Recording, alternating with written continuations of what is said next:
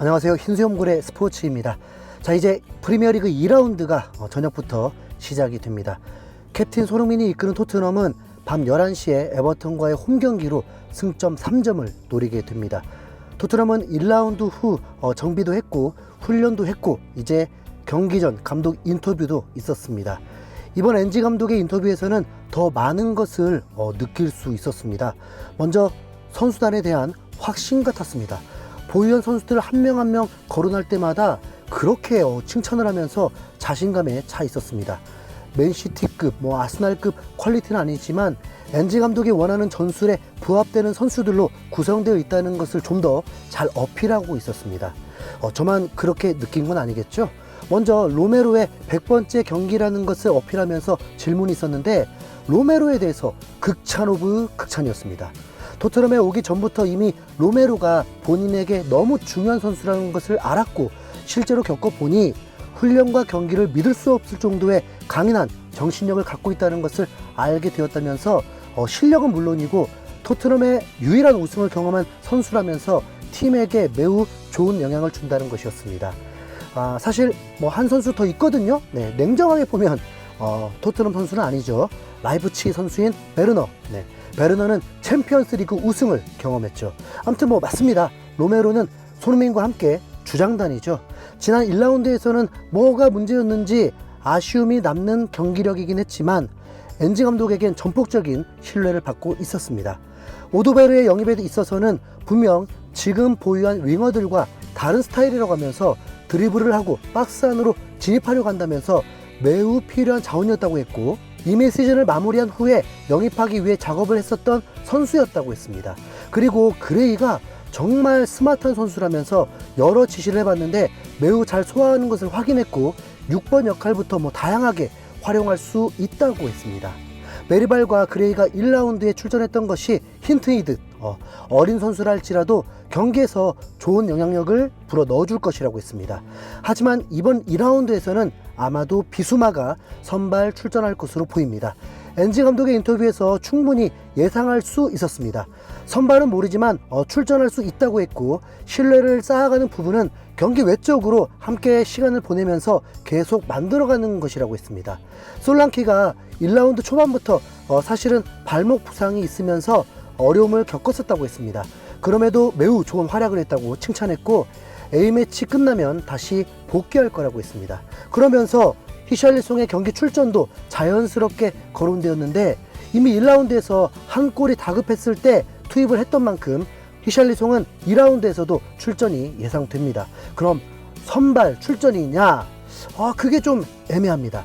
엔지 감독은 히샬리송이 경기를 오랫동안 못 뛰었기 때문에 풀타임을 소화는 불가능하다고 했고 보통 이런 경우의 선수들을 선발 출전시키는 경우는 슈퍼스타 같은 꼭 필요한 선수일 때 가능한데 히샬리송은 그 정도는 아니거든요. 그럼 뭐죠?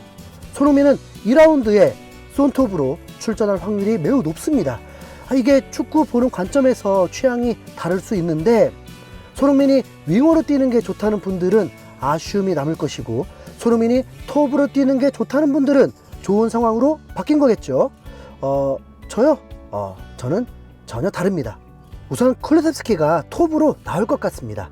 경기 상황에 따라서 손흥민의 포지션이 바뀌기도 하기 때문에 톱이나 윙어도 상관없는데 상대가 공격에 적극적인지 수비를 우선하는 경기인지에 따라서 손흥민의 활약이 달라지기 때문에 에버턴 같은 팀과 경기를 할 때는 내려앉는 팀이고 손흥민이 상대 센터백에 막혀있을 때는 등딱 플레이가 필요한데 손흥민은 이걸 좋아하지도 않고 매우 힘들어합니다.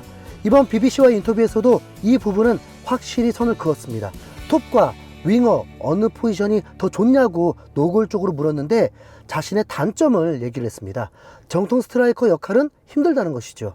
실제로도 내려앉은 팀에게 손흥민은 볼터치도 매우 적었었죠. 더 많은 행운을 바라는 느낌이에요. 하지만 윙어일 때는 손흥민이 스스로 선호하기도 하고 공간이 있는 자리라면 자신의 장점을 더 잘 발휘할 수 있다고 했습니다. 그런 면에서 그게 아스날, 리버풀과 붙을 때 톱이었다면 상관없는데 에버턴과 붙을 때는 윙어가 더 좋지 않을까 하는 소견이었습니다. 글쎄, 톱! 우선 엔지 감독은 매우 자신감이 차 있습니다. 엔지 감독도 우승을 조심스럽게 원하고 있는 것이죠. 그런데 이런 분위기는 사실 잘 못 느꼈는데 손흥민은 이번 시즌에 정말 우승에 대한 더 큰 간절함이 있었습니다. BBC와의 인터뷰에서도 그 바람을 솔직히 전했는데 자신은 현재 토트넘의 레전드가 아니라고 단호히 말했습니다. 그러면서 우승에 대한 열망을 말하면서 우승을 하게 되면 그때는 자신이 토트넘의 레전드가 된다는 것을 받아들일 수 있다고 했습니다. 와, 손흥민의 야욕, 네, 확실하죠? 네. 이적이냐 아니냐를 떠나서 토트넘의 레전드로 남기 위해 우승이 필수 조건이라고 보는 거죠. 손흥민이 우승만 한다면 케인을 넘은 토트넘 역사상 레전드로 남는 것은 확실합니다. 물론 정말 우승을 할 수 있냐가 가장 관건이 될 것이고, 토트넘 우승은 팬들도 아무리 손흥민이 좋아하는 팬들도 우승만큼은 어렵지 않느냐라고 보기 때문에 제발 이적하라고 입을 모으고 있는 것입니다.